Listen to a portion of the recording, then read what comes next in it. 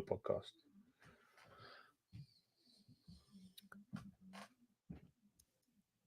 I missed the countdown. We are live. Are we live? We're live, yes. I was momentarily distracted. Hiya, Chad. Happy Friday. Happy Friday, Stephen. So the title of this is our second live broadcast, yeah. And the title of the first one was "Dude, Where's My Flying Car?" And like we're trying to think of a title for the second one. And after lots of work, we came up with "Dude, Where's My Electric Bike?" And I don't think we have any long-term commitment to have. Yeah, this is not the "Do Where's My Blank" podcast or It live could stream. be though. It could be. But Might be. We'll see next time. The live podcast too have been in reference to a film that I've never actually watched, so I might have to watch that. Dude, Where's My Car? Oh, It's my sort of film. So why have we called it Dude, Where's My Electric Bike this week, Chad? well, because this week we're going to talk a little bit about electric bikes, which I guess was a little obvious there. So, last time we named it "Dude, Where's My Flying Car?" because the podcast that we had just put out was about that story of a company going from the vision of a flying car to what ended up being a wind turbine. This week, the podcast that came out was about Energica, which has a really awesome sporty electric motorbike that they've been developing and have on the market now for several years. So lack of inspiration, we just changed the vehicle type in the title of the live stream. But yeah, Energica has this really cool lineup of sporty electric motorbikes that they shared their story of how they developed it with me on the podcast. Yeah, so I had a listen to that last night as well, and it's really interesting. And one of the things that struck me is that if I was designing an electric motorbike, yeah, I'd go for a nice little moped to start with, do the simple things first. But they didn't. They did the opposite of that, didn't they? And they went with that big kind of sporty super bike to kind of prove that. Why did they do that? Well, they said this isn't just about transportation. This is lifestyle. For those who ride motorbikes, it's not just about a way of moving around. It's really a lifestyle choice. They see it as an extension of the body.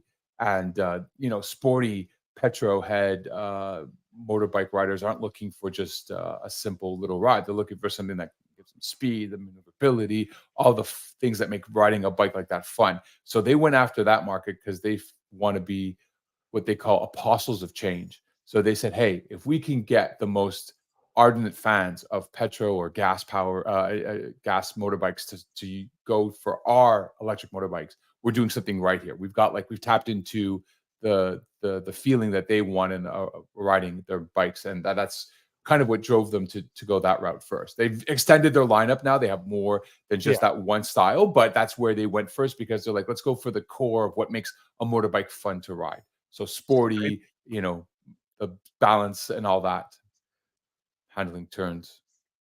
They basically established a brand, didn't they? And used that to fill out their range and have more practical consumer based bikes as well. And I think they described the motorbike enthusiasts as the Taliban, which is not the most politically correct thing I've ever heard. And I guess that I just took it as a comment that the people who ride those sorts of bikes have gorgeous beards. That's probably what it is. I have, and so so that was an interesting comment. So what were the difficulties? What's the difficulty in designing and building an electric bike from scratch when you have no previous experience? Well, first of all, they weren't just having difficulty in the design. They were so out there in terms of being one of the first companies in that space. They didn't have anyone to really partner with for the components, for all the other stuff. So they were not just doing something new in terms of transitioning to electric, but unlike vehicles, which maybe had more of a community around them to help or more of a support system, they were almost isolated when they started this. So they had to think of all the design and manufacturing issues that went into that as a single player, which is not easy. Changing from combustion engine to electric vehicle or propulsion has the same issues regardless if it's for a vehicle or a bike. There's range, there's the battery capacity, there's all that stuff. But with the motorbike, because of the way the bike is designed, they had to look at weight in a different way. They had to look at the center of gravity of the bike. That's always super important. And with all this changing of components and the compactness of the volume of the bike compared to a car, they didn't have as many degrees of freedom maybe. So these were all super critical components in thinking of how to build this bike, but also the aerodynamics were super important because that really affects range in this case. Every degree of saving they can get in terms of less drag on the rider while they're riding is more range for the bike. And that's obviously one of the first things anyone that compares electric to petrol or gas powered transportation is looking at. What's the range difference here? How much further or how much uh, distance can I go on a charge versus, filling up your bike? So they were very aware of these factors when they started building their bikes. And they've actually raced this bike, haven't they, against gasoline bikes, as you call them? Yeah, they have. They're getting into racing. I think they came out ahead in a competition, though I forget the name of it right off the top of my head. But my guest mentions that in the podcast. He explains how they won, and they're going into more and more competitions to kind of prove that their bikes are not, just as good. They're better than combustion engine motorbikes. And I think that's something else that they mentioned is the expectations are sometimes a bit higher, aren't they? Because the sort of people who are riding electric bikes are also the same sort of people who are driving electric cars. And with kind of Tesla leading innovation in things like self-driving and the expectation and like basically updatable. I think they talked a lot about how they can update their firmware quite easily, and all their customers get firmware updates a few times a year. And those expectations are much higher than they are from the old mechanical age where you bought a car and serviced it once a year as well. And so I guess that's another challenge for them as well. Yeah. No, they mentioned that they wanted to kind of keep their bikes current or like prevent obsolescence by, being locked out of the updates. And the compressed time to market was also a challenge because of all the change in this space, right? Because they were trying to get this design cycle down to less than 2 years, and the change in electrification is much faster than that. So they were talking about the conflicting pressures of trying to be shorter design time, but keeping up with all the rapid changes available in technology. Yeah, which is true of the whole electric vehicle market as well. As I've got a 2.5 year old electric car, which feels almost obsolete now. Not because it doesn't work like it did when I bought it, but because the technology moves in so quickly and everybody's got something which is a bit newer, a bit nicer, and a bit more fun as well. Yeah, vehicles have become more of a consumer product than a transportation product, like they say, right? Like it's more like all the electronics and all the features on it are what drive people to buy a particular car more than actually anything else, it seems. So it's not surprising that you're saying that because in the span of one model to the next, in the same take the same car a year later, they add a whole bunch of new features, and then 3 years is a big change for most vehicles now in terms of what they've added from year to year, and that's because of components becoming more available or cheaper or what have you. So it's not surprising that you're saying that, but it's also great that they thought about that in their uh, bikes, that they're going to try and help them be not obsolescent as quick. One of the things I noticed as an electric car driver, when you first get an electric car, yeah, quite often because of the fuel economy thing, you want to drive them quite slowly, but the torque is enormous. And so at the first time you pull away from the lights in an electric car, like you can beat anything. Yeah, it doesn't matter what petrol cars there are. It might be a big sporty BMW M3. Normally in my little hatchback, I can beat. Not that I race, of course, but I guess that's Oh, don't be, come on, I'm sure you race. too old for I that. see. That's a benefit as well, isn't it? For a bike, I guess, having never ridden a motorbike, I guess that's a benefit and also a challenge, because I guess on a two-wheeled vehicle, a bit too much torque, you have to control that when you ride away from the lights, whatever you're doing as well. So I guess that was one of their engineering challenges. That comes into that whole balancing the bike to make it kind of rideable and fun to ride and not dangerous, I guess. Yeah, safety is obviously super important. You're on the bike, there's nothing around you, there's no, it's not like a car, so they have to always think about safety first. But they also wanted to put rideability up there in terms of how they're evaluating these bikes. They said, if the bike's not rideable, no one's going to buy it. It could be the best, you know engineering minds could put together the best idea for a bike, but if it's not fun to ride in the end, that wasn't going to be a viable product for them. So yeah, so I suggest anyone who's interested in learning more about this, they go listen to the podcast. It's available now, and we get into all this and some of the other challenges they faced as they kind of built this company from scratch about 15 years ago, and where they are now, and some of the great projects they have going on now. They mentioned some of the other things that they've got going on with replacing certain types of motorbikes and protection agencies with their electric motorbikes. So helping to reduce the carbon footprint with their products. So it's a great story, and it's very appropriate for where we are maybe right now with climate change, to see more people adopting less carbon producing vehicles. Tempted to buy one? You were in the market for an electric car last year. Yeah, I was. I don't know. It's not practical An electric for bike? me. I live in Canada, so first of all, there's also, how many months of the year could I properly ride it? I mean, if I had the time to ride it just purely for leisure, for sure, it'd be something to consider. I mean, that's, what a great fun thing to do in the summer. But, here in Canada, there's only so many months. I got a family. Not sure it's really going to be a family Yeah, friendly thing. you've got Two young kids, yeah. kids to worry about as well, Yeah. and a co-host on the podcast, because I don't want you falling off hurting yourself. So I have to do this on my own. Yeah, you had to do all the heavy lifting on the podcast. So I guess if I ever get a motorbike from you, I'll know what that means. Yes. If the doorbell rings and there's an Amazon delivery and it's a motorbike from Steven, I'll know where the subtle hint there.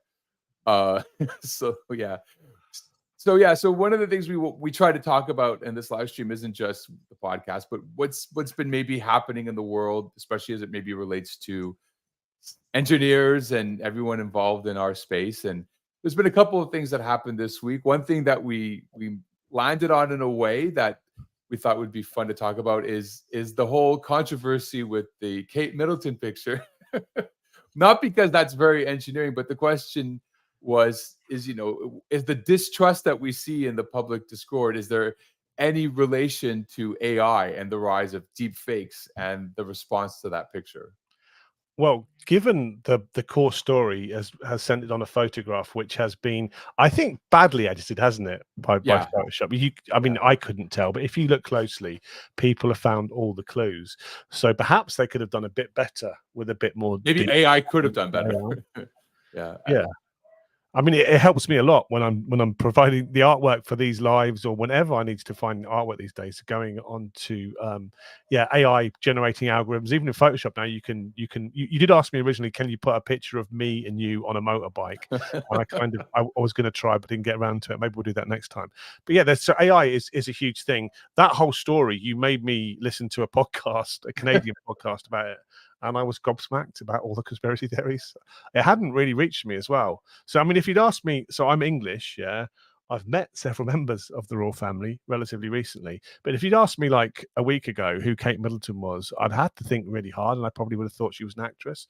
And so all of this drama, it's kind of, even for a British person, I think it's probably for the American media more than it is for British people. I don't think most of us really care that much, if I'm honest. And just since you already named up, who have you met from the royal family? In the last year, I've shaken the hand of 3 senior members of the royal family. So the first was Princess Anne, who was the former Queen's daughter. Second was Prince Edward, who was her son. And then the day after his coronation, I was one of the first people to shake the hand of the new king as well. And I'm not really a royalist. It's kind of, a few years ago, I'd probably describe myself as a Republican. But having met them, they're all such lovely people, and actually really quite educated and really knowledgeable. So the king was visiting Cambridge University to open a new jet propulsion lab. And we had all academics were speaking, loads of politicians were speaking, and they're all kind of boring. And he stood up, hadn't prepared a speech, and gave the most, compelling speech about the environment and the future of transportation that I'd heard as well. So I don't want to be a royalist, but having met them all, and also realizing the deficiency we have in our elected politicians, one of whom is me, it kind of works in some ways, but I can see that this story is causing them a lot of stress at the moment. All that's happened before over Diana, it's it's difficult. How does it seem from Canada? I mean, she's your queen too. He's your king too. He's our king too. Yeah. I mean, there's obviously all the interest in the the royal family and their whole missteps with the PR and all that, and what is going on, and people love a good conspiracy theory, right? And like that's what the internet, it's fodder for the internet, all of this and social media, these types of what's really going on, and even all the stories you start listening to people when they look at the picture, like what's going on here, and was this? I think there was a theory for a while that it was an old Vogue cover that they just photoshopped onto her body. So like people come up with all sorts of crazy ideas. It's interesting, but I mean, taking away that infotainment aspect to it, is there something to, because a few years ago all we saw was one deep fake after another, and you could tell they were deep fakes, but that's getting harder and harder to do. And is that is AI going to lead to more and more mistrust of anything, right? Like, how do we know whatever we're being shown, whether it's a video image, is actually real, if it's authentic? And I think there was some legislation passed earlier this week in the EU Parliament to try and address that, and different governments have tried to put some guardrails on for this. But the question is AI going to erode our trust in any information we're presented? I mean, unless we see it with our own eyes, what does that? Will we trust anything we see anymore digitally? I mean, are you really there, Stephen? Is it really you? Well, no, but look, avatar? I'll admit this. I have admitted this on the podcast, is that sometimes I've done a deep fake clone of my voice, and sometimes for some of the intros, I find it's better. I've given the people who edit the podcast a choice of my actual voice and my cloned voice, and not told them which is which, or not told them what I was doing, and they use the clone voice. So quite often, my AI voice doesn't have so many ums and ers and stutters. It's better than my actual voice as well. So that's easy to do with audio, but the extent of it is that my wife can't tell the difference. And even I, if the podcast comes on the car, I have to think whether I recorded that bit or it was a fake that I did as well. So that's for audio. Same stuff is absolutely coming for video as well, isn't it? And so, you won't be able to trust anybody in the future or anything, which is really worrying. Scary a bit. Especially for people who have lots of video and lots of audio all over the internet as well, like you and I. Well, that's it. That's how you can gather the information to create these clones, right? But do you think it's going to eventually affect other things than, infotainment, like, these deep fakes, things that are more, kind of pop culture-ish? Like, do you think it'll eventually get into more serious spaces? Politics. So we've got elections coming up in the US, elections coming up in the UK, and it's really, really easy for somebody to take a video of you, or as me. I mean, I've got a political career outside of work as well, and make you say anything. I mean, it's not that easy yet, but within a couple of years it will be. And so, lots of political drama and scandals is based on what people say in interviews or in public. And, in principle, you could fake any of those things. And so I guess a degree of regulation is necessary as well. But this is also a global economy, a global competition between Europe, between the US, between China as well. And so if you over legislate, then it makes it more difficult to follow the real advances, which are going to be critical in the future, which is largely what the podcast is about, I think. Yeah, we were having a debate as to whether or not this legislation is good or bad before we actually went live.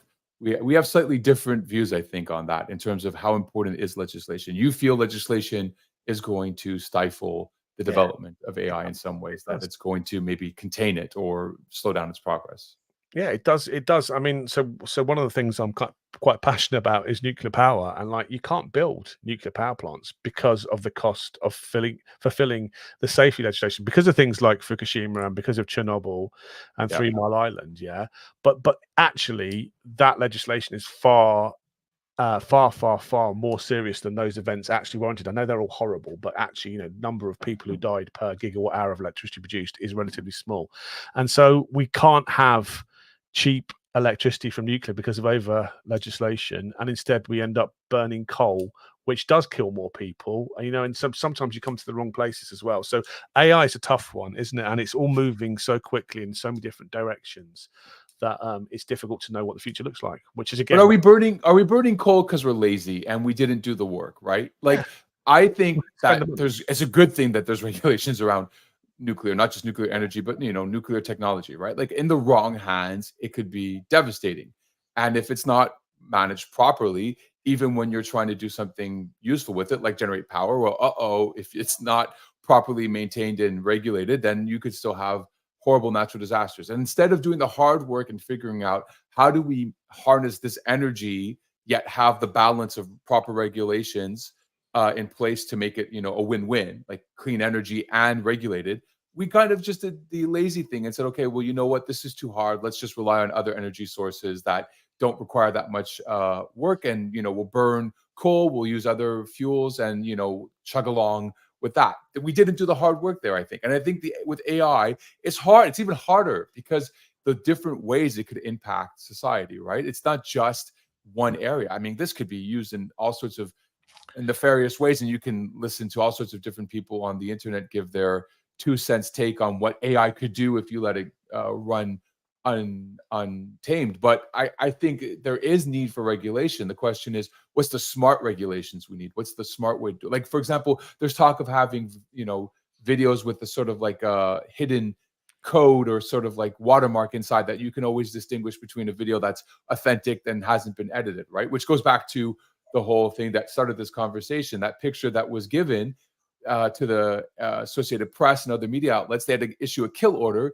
because there wasn't that watermark to say, well, this was not the original picture, and that's the danger of when you don't have some sort of control mechanism in place for some of these things. And I think it would be good if we did, because we're looking at fun stories of the princess and this and that, but there's other implications if you're using AI to not just forge political opinions with fake, but even in our line of work, engineering, I mean, you need AI to be verifiable and accurate and accountable. And if we don't have guardrails in place, it won't be any of those things. No, I agree. It's just difficult. And with photographic stuff, if you look at Instagram, 90% of those photographs have got filters, which you might want to call them, you might not want to call them AI, but they are, aren't they, a form of AI? And so everybody, the whole view of the world is filtered. And when they're complaining about Kate Middleton editing her photos, and I look around my office and see all my marathon running pictures and realize how many of those I edited to make myself look a bit slimmer, or to take out somebody in the background who was annoying me and spoiling my finished photos as well. So I think everybody does that. And even if you don't do it, you still choose the best views of yourself. When you've got 30 pictures, you put the one that makes you look most attractive on usually as well. So I don't think that she did anything wrong. I don't understand all of the backstory to that and what's going to happen with it as well. I think basically it's just bad PR, isn't it? And not being honest about what you're doing. Yeah, at the core of it, for that particular issue, for sure, that could have been handled better and continued to be handled better. Sorry for my dogs barking in the background as well. That's okay. Well, too bad we don't have AI. Well, again, but editing the podcast, it doesn't matter where we record. You can record anywhere these days. And I use Adobe Podcast. I can dump any audio in there, and it makes it sound like it was recorded in the studio. Yeah, so yes, if we were recording this, I could make the dogs disappear, but it's not so easy live at the moment. No. So another thing we talked about last time we did live was the lunar rover that landed, and what happened with that. And then yesterday we had the SpaceX launch. We talked about that a little bit too before we came live. You seem to think it was a big success. It wasn't a complete success, but I think in Elon Musk's view, it was a success. And we have things, the progress we've seen with SpaceX, and with things like Falcon Heavy. I can remember it was only a few years ago when they tried and do the first reusable rocket landings as well, and loads of them just blew up, didn't they? They just crashed, and it didn't seem possible. And now they do it routinely, because they take the time to learn from their failures. And sometimes they push things out. I think failing early is what they try and do, isn't it? Is you fail early, you learn from lessons, and you make a better product. And I guess, up front, that's their expectation. That's what they say they're going to do, and they do it. And they did it yesterday as well. So it was a spectacular launch, not such a spectacular landing. Yeah, I think there's definitely this sometimes impression when it comes to these things that this is a solved problem because it was done before, but it wasn't quite done this way, I know. But anything with space exploration, space launch, it's very cutting edge still. And I think they get unfair scrutiny maybe because this is a private organization doing this. It's not like the Apollo missions that were NASA or these other organizations worldwide that have done it, that have not been as heavily privately funded, whereas this is completely private, and it's going to really maybe change the dynamics of space exploration accordingly. But it was a success because it was more of a mission, that lasted longer than they had previously. But I mean, it's funny when we call these things with that, fail a success, but I guess that's just part of learning, like you said, and it doesn't necessarily mean that it's a failure because it didn't reach its uh, final objective. They learned, I guess, they'll learn a lot from this attempt and can improve upon the next version or next model they build accordingly. Yeah, I spent last Friday interviewing a senior person from NASA for the podcast, which is coming in the next couple of months, I guess. And we talked a lot about private space and how NASA has to work alongside these private organizations. And NASA's got these really high standards of mission assurance. We talked about the whole NASA thing, that failure is not an option. And I think we agreed that actually, even at NASA these days, failure is sometimes an option, because sometimes you have to, because you can pay lots of money, and you can sometimes not failing ever is more expensive than having failures which you can recover from as well. And we talked a lot about how NASA's kind of culture is different from these space organizations and how they can learn from each other. So commercial space is definitely, I mean, it's moved on a lot quicker than anybody expected. I think it's changed the way that NASA thinks, and I think also NASA are inspiring them to be better as well. And so I think it's the future, and I think that the progress we've seen is incredible, and I'm looking forward to seeing people on the moon in the next few years. It might be in our lifetime. It will be. It certainly will be. I think, is it next year? Is it 2025? We're going to see the next Artemis, which is an orbit around the moon, kind of the Apollo 8 thing, where they're going to come around the moon and come back again. Yeah, that will be incredible. I'm so excited about all this stuff as well. And I'm a bit of an Elon Musk fanboy, which we were going to talk about, and we'll talk about some other time, I think. We'll disagree about Elon Musk. Maybe. I guess they'll be in my lifetime, depending or not if you send me an electric motorbike to ride.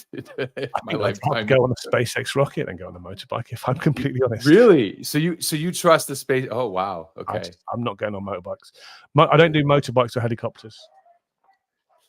But you do planes. So this is not people. Yeah, planes are fine, but not helicopters. I still don't get the helicopter thing. I get the motorbike thing. I'm not sure. I mean, helicopters. Because if the link is to the tail rotor goes, like, you're kind of dead. And think about how many celebrities you know and how many have died in helicopter crashes. It's significant. I can think of 0 celebrities that have died in a helicopter crash. Which celebrities have died in a helicopter crash? That basketball player. I don't know basketball players. I don't want to say the name of it. Wasn't it? No, that wasn't a helicopter. You're talking about Kobe Bryant? Wasn't a helicopter.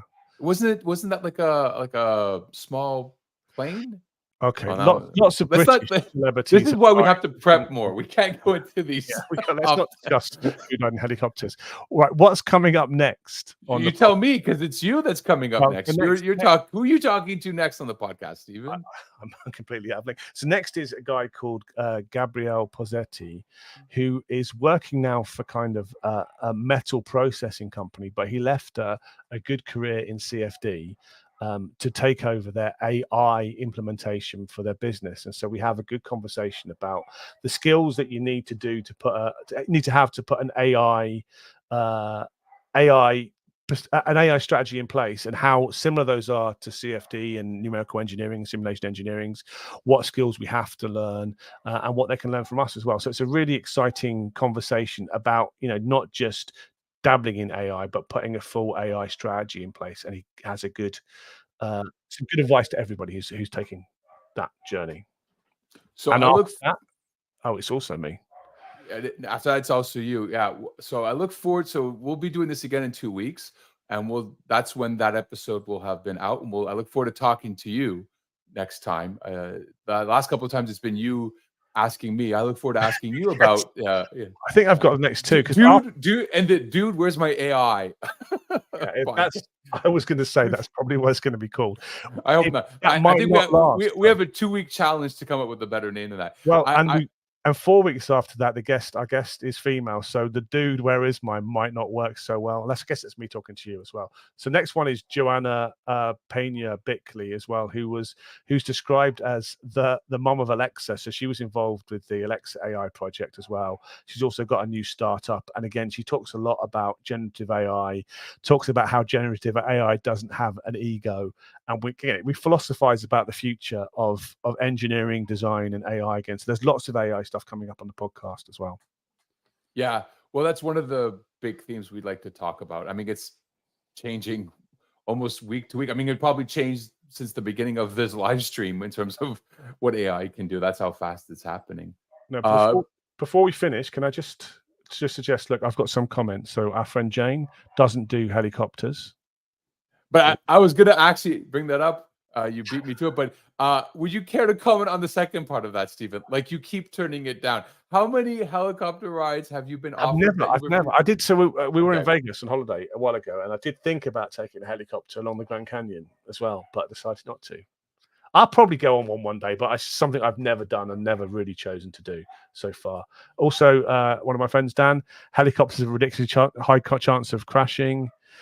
Owner of Leicester City Football Club died in a helicopter crash. Colin McRae, who's a rally driver, died in a helicopter crash as well. There's been lots of them. One of the Chelsea directors died in a helicopter crash.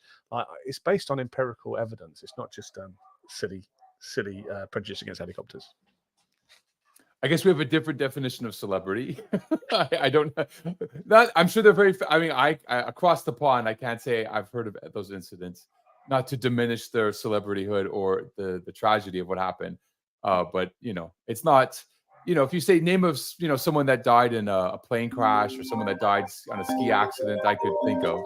Oh, okay, that's the sign that we should end this. That's my wife calling me. I'm sorry about that. I hope no, it's no problem. The only Canadian celebrities are Bryan Adams and Celine Dion, aren't they? So I guess that's. I know. I'd say the biggest Canadian celebrity right now. There's two. The Ryans, Ryan Gosling and Ryan Reynolds. Yeah. Okay. I'll give you that. I guess that will have to be enough. Enough. Yeah. Yeah, enough for today. Yeah, that's the end of our time. So if you are interested in hearing the podcast we talked about or learning a bit more about us, then please Google the Engineer Innovation Podcast, which we do.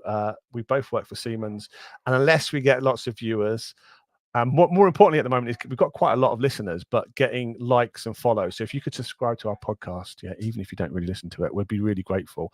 But actually, there's lots of good content coming up. We have NASA coming up, Physics X. We have lots of AI stuff, and lots of more people talking about the future of engineering and the future of AI. And I think it's going to be really exciting. So please give us a follow and a like.